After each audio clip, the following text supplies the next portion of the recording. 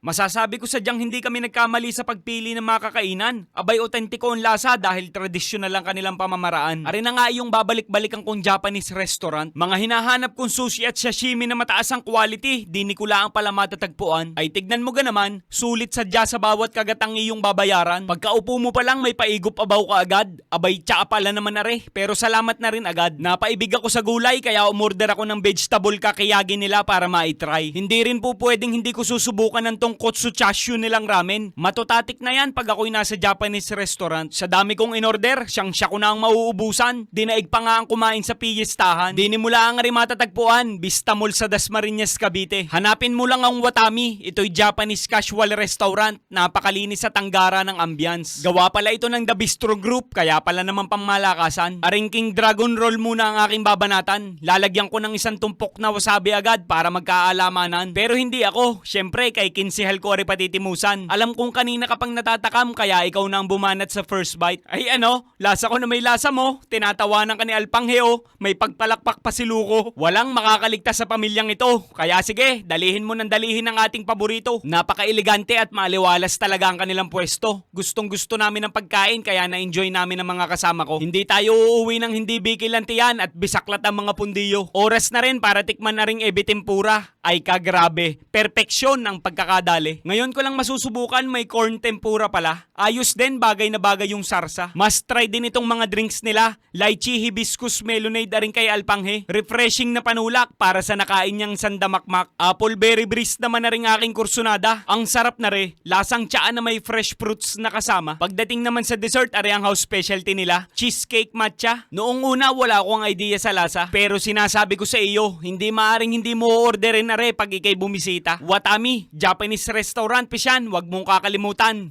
Ay inang!